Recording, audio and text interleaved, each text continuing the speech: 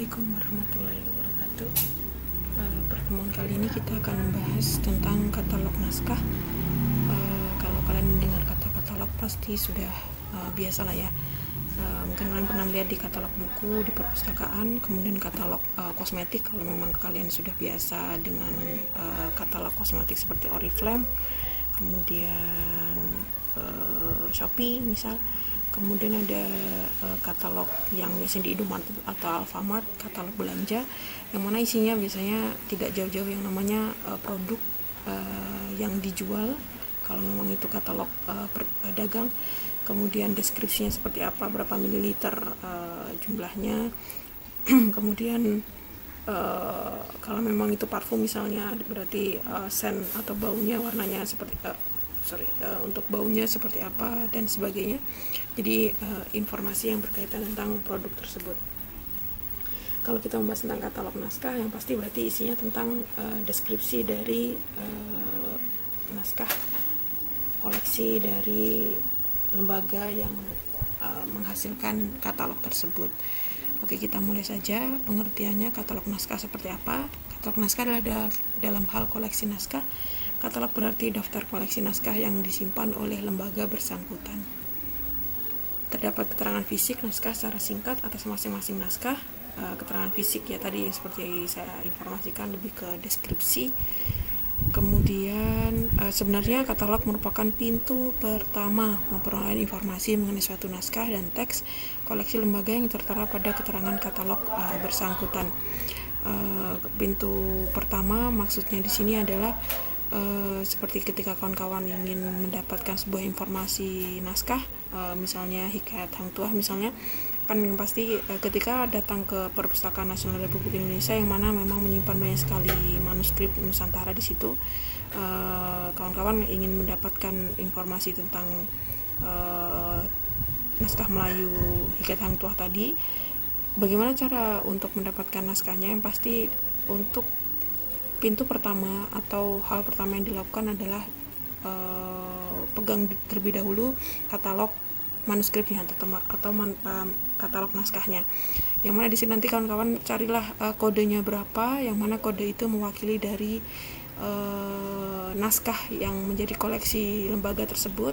Setelah itu kodenya bisa disertakan atau bisa diberikan kepada petugas perpustakaannya. Nah, dari kode tersebutlah bisa didapatkan naskah yang menjadi koleksinya. Nah, itu lebih mudah daripada kawan-kawan mungkin dipersilakan masuk, carilah sendiri naskahnya, padahal di dalam ruangan tersebut ada sekitar ribuan atau jutaan koleksi naskah. Jadi dengan adanya katalog lebih dimudahkan. Oke, itu yang maksud dari pengertian pintu pertama. Jadi hal pertama yang dilakukan untuk mendapatkan informasi tentang naskah atau teks ya dari katalog. Oke, yang berikutnya adalah isi katalognya seperti apa sih? Tadi kan isinya adalah deskripsi tentang naskah.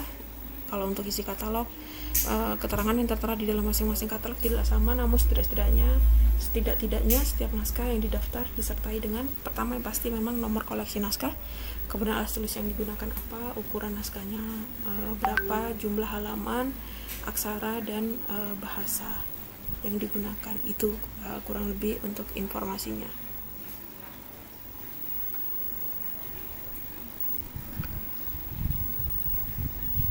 Oke, selain itu masih banyak. Disinilah informasinya. Menurut Mulyadi, poin-poin dalam katalog naskah sebagai berikut: ada judul naskah, tempat penyimpanan naskah, nomor naskah, ukuran halaman, jumlah baris, panjang baris, hurufnya apa atau aksaranya apa, bahasa yang digunakan apa, alas tulisnya seperti apa. Kemudian cap kertas atau watermark, ini biasanya berhubungan dengan kertas Eropa.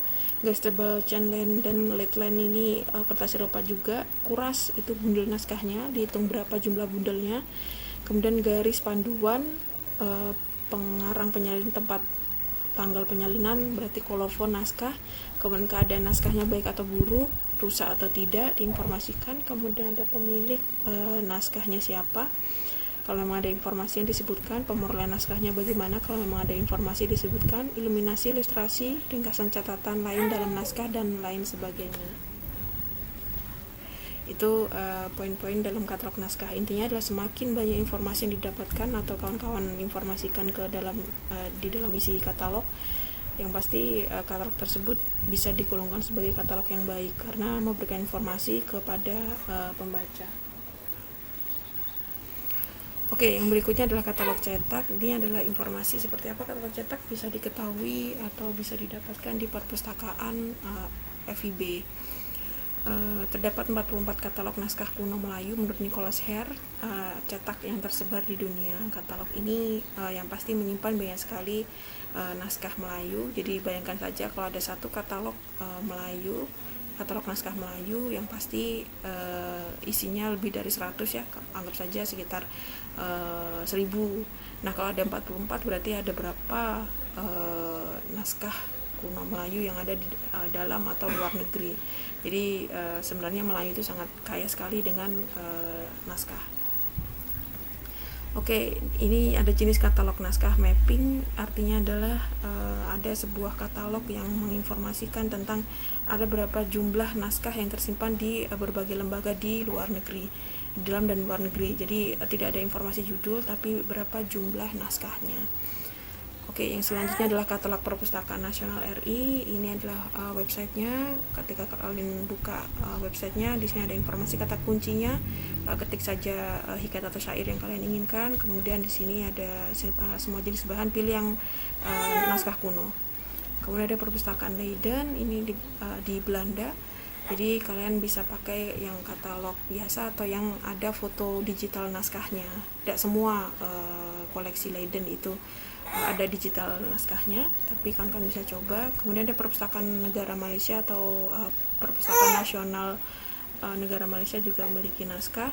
Di sini bisa kalian ketahui salah satu contohnya. Kemudian ada British Library atau Perpustakaan London. Di sini banyak sekali fotonya juga, foto naskah, jadi tinggal cek foto naskahnya. Ada University Malaya, kemudian ada Lektur Kemenang. Itu saja informasi dari saya. Terima kasih. Wassalamualaikum warahmatullahi wabarakatuh.